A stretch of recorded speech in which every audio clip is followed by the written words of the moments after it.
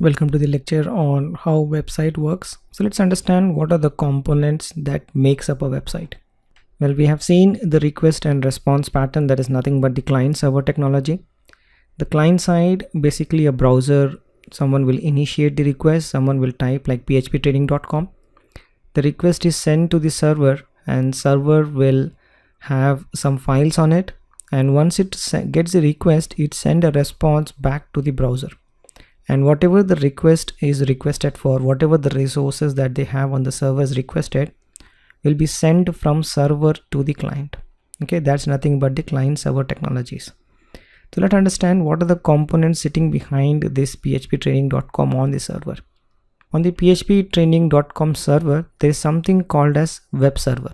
Okay, there are different types of web server. We're going to look into types of the web servers that we have. To understand, there is a web server who is listening to this request. Okay, this server is basically saying, okay, this is the request, this is the response, this is the request, this is the response. That's the job of the web server.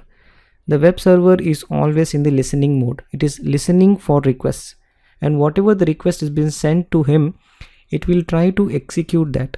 Like if the request is to get a file, then it will execute that command to get the file and send that response via the same web server.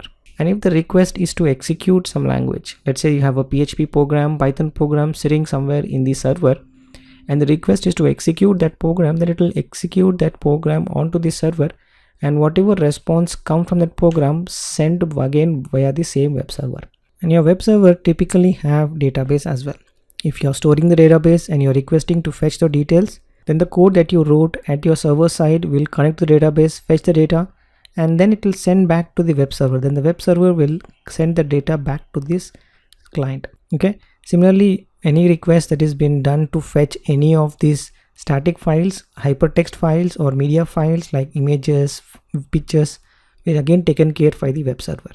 So in this context, so web hosting comes in picture when you want to have these details. When you have this web server, you want to have some language support, you want to have database files and everything, you buy this from web hosting. Okay, and if you want to have a domain name, that is phptraining.com, you get it from the domain name providers, that is nothing but the GoDaddy and the Namecheap. The web hosting is provided by the HostGator, Bluehost, DigitalOcean, where you get the server and some of the softwares installed on it. Domain name you buy from GoDaddy and the Namecheap, where they sell the domain name, and then you map the domain name with the IP address. Okay, so let's take an example and I'll show you how these things work in real time. So let's do an example and understand how these things work. So this is a server that is sitting in the internet and I have a public IP address for it.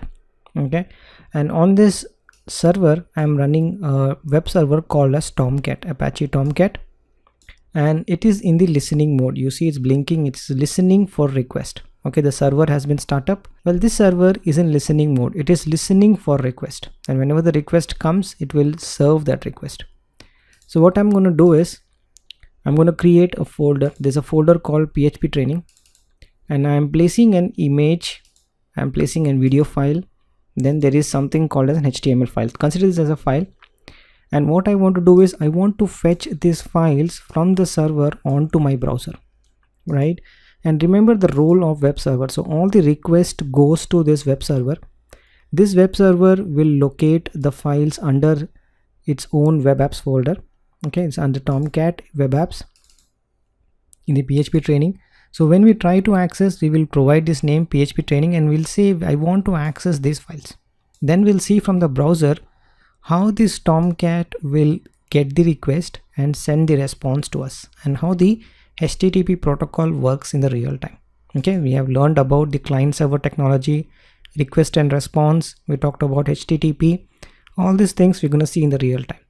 And the challenge that we are trying to understand here is the server is having all these files. Okay, how a client could make a request and fetch all these details from the server. Okay, well, this is nothing called as hypertext, the text file, image file, video file, and then we'll try to initiate a request to fetch those details. Okay, so I'm going to minimize this and I'm going to open my browser now. Okay, well, this is the IP address where my Tomcat is running and I have my files, and we have seen the phptraining.com, that is nothing but the folder there, and inside the folder there is a file called index.html. So I'm making a request to my server saying I want to access this index.html file. So when I click enter, so you see the image is been fetched, the video has been fetched. I can play the video, right? I can play the video, means the video is fetched to my client browser, and there is some text that has been displayed onto my browser. Okay, so what is happening in the background, how these things all work together? You are sending a request from your browser to the server, and server has a public IP address. Remember, this has to be accessible from anywhere from the internet, and this is unique. And using this unique IP address, I have a web server running on that server, and on that web server I created a folder called PHP training, and I have some files on it. So I'm trying to say to this server, to the web server, you have a folder called PHP training, can you fetch me this file? And this file actually embeds all those images and videos, and using which it is trying to print those onto my browser. Okay, so let's quickly jump back to our server again. So this is our web server, and we have this dog image. Let me open that up, and then we have this video file. These are called as resources. These are called as the hypertext. Okay, let's go back to our browser. This time we will see HTTP protocol in action. So for that, right click on your browser, go to inspect, or you can say Ctrl+Shift+I. You will come to this window. You can toggle that dock onto your bottom. Then you go to something called as network tab. Okay, so now we will see what is the request that has been sent and what is the response that we're gonna get. Okay, for that you have to refresh the page. So when you refresh the page and when you open up your network tab, you should able to see the files here. Okay, this browser has sent a request to the server, and server has responded with these resources to it. Okay, this is request and response in real time, right? If you open or click any of this, you go to headers, you will see there is a request URL. So you are sending a request to this URL, and there is a response, and response is nothing but your HTML code, that is nothing but some files, okay, text files. And you can see the files here, right? You get the image, you got your video, you got your files, and this all fetched from the server. Let's do one more time refresh, and refresh basically getting all these files, telling you how much seconds it has taken, milliseconds it has taken to fetch those resources from the server. Okay, so this is how a website works, right?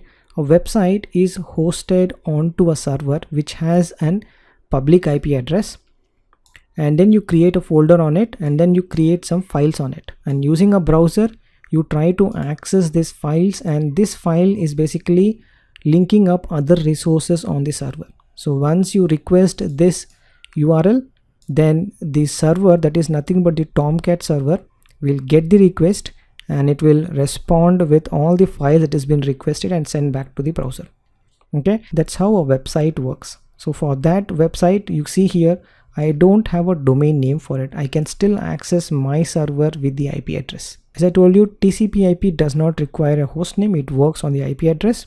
And this is how the HTTP works. This is not TCP/IP protocol. This is an HTTP protocol. So this is an HTTP protocol, hypertext transfer protocol, using which you can send a request to a server and fetch all the hypertext from the server back to your client side. Well, that's all about how a website works, and I'll see you in the next one.